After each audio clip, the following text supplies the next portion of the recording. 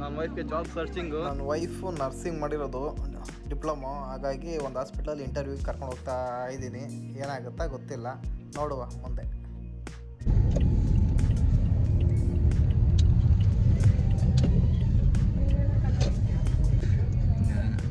Job ಸಿಗತ್ತಾ ನಿಮಗೆ?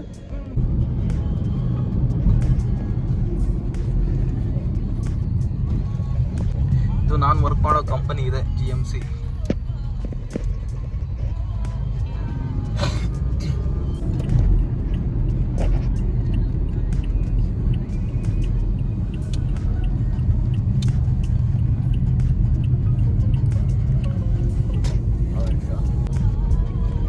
ಇನ್ನೇನು ಹಾಸ್ಪಿಟಲ್ ಹತ್ರ ಬಂದ್ವಿ.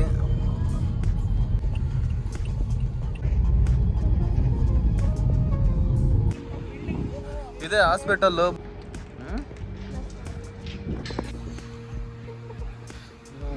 ಹಾಸ್ಪಿಟಲ್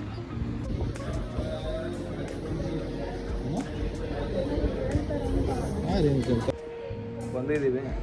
3rd ಫ್ಲೋರ್ ಹೋಗ್ಬೇಕಂತ ಹೋಗ್ತಾ ಇದ್ದೀವಿ.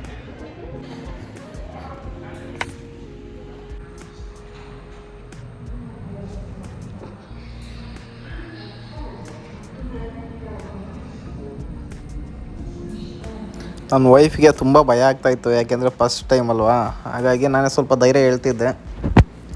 ಅಷ್ಟರಲ್ಲಿ HR ಬಂದು ಒಳಗಡೆ ಕರೆದ್ರು ಇಂಟರ್ವ್ಯೂಗೆ. ಹಾಗೆ ಜೊತೆ ನಾನು ಇದ್ದೆ, ಬಟ್ ಒಳಗಡೆ ವಿಡಿಯೋ ಮಾಡೋ ಪರ್ಮಿಷನ್ ಇರಲಿಲ್ಲ. ಸೊ ಸುಮ್ಮನೆ ಕೂತ್ಕೊಂಡಿದ್ದೆ. ನನ್ನ ವೈಫಿಗೆ ಕ್ವಶನ್ಸ್ಗಳೆಲ್ಲ ಕೇಳ್ತಾ ಏನೋ ಆಯಿತು. 80,000 ರೂಪಾಯಿ ಬೇಸಿಕ್ ಸ್ಯಾಲರಿ ಹೇಳಿದ್ದಾರೆ. ಬಟ್ ಅಂದರೆ ಅದಕ್ಕೊಂದು ಸ್ವಲ್ಪ ರೂಲ್ಸ್ ರೆಗ್ಯುಲೇಷನ್ ಇದ್ದಾವೆ. ಅದೇನು ಅಂತ ನಾನು ಹೇಳ್ತೀನಿ. ನಾವು ಮಾಡಿರೋ ಮಿಸ್ಟೇಕ್ಗಳು ಏನು ಅಂದರೆ 2 ಮಿಸ್ಟೇಕ್ ಮಾಡಿದ್ದೀವಿ ನಾವು. ಒಂದು ಮೈನು ಪ್ರೋಮೆಟ್ರಿಕ್ ಅಂತ ಒಂದು ಲೈಸೆನ್ಸ್ ಮಾಡಿಸ್ಕೊಂಬರ್ಬೇಕಾಗಿತ್ತು, ನಾವು ಮಾಡಿಸ್ಕೊಂಬಂದಿಲ್ಲ. ಹಾಗಾಗಿ ನೀವು ಎಲ್ಲೇ ಹೋದರೂ ದುಬೈ ಅಥವಾ ಸೌದಿ ಅರೇಬಿಯಾದಲ್ಲಿ ಜಾಬ್ ಆಗೋಲ್ಲ. ಅದೊಂದು ಲೈಸೆನ್ಸ್ ಬೇಕು, ಪ್ರೋಮೆಟ್ರಿಕ್ ಅಂತ. ಇವಾಗ ಅದು ನಾನು ಹೇಳ್ತೀನಿ. ನಾವು ಮಾಡಿರೋ ಮಿಸ್ಟೇಕ್ ಅಂತ ನೀವು ಮಾಡಬೇಡಿ ಬರೋದು. ಅಲ್ವಾ ನಿಮಗೆ? ಅವ ಹೆವಿ ಬಿಸಿಲು, ಆಚೆ ಬಂದು ಕಣ್ಣೇ ಬಿಡೋಕ್ಕಾಗಲ್ಲ. ಇದೇ ಹಾಸ್ಪಿಟಲಲ್ಲಿ ನಾವು ಇಂಟರ್ವ್ಯೂಗೆ ಹೋಗಿದ್ದಿತ್ತು. ಬಟ್ ಇಂಟರ್ವ್ಯೂ ಎಲ್ಲ ಆಯಿತು, ಎಲ್ಲ ಪಾಸ್ ಆಯಿತು. ಅವ್ರು ಹೇಳ್ತಾ ಇದ್ದು ಒಂದೇ, ಪ್ರೋಮೆಟ್ರಿಕ್ ಒಂದು ಲೈಸೆನ್ಸ್ ತೊಗೊಂಬಂದ ಅಂದರೆ ಜಾಬ್ ಆಗುತ್ತೆ. ಇಲ್ಲಾಂದರೆ ಯಾವುದೇ ಕಾರಣಕ್ಕೂ ಇದೇ ಹಾಸ್ಪಿಟ್ಲ್ ಅಂತಲ್ಲ, ಯಾವ ಹಾಸ್ಪಿಟ್ಲಿಗೆ ಹೋದರೂ ಜಾಬ್ ಆಗೋಲ್ಲ.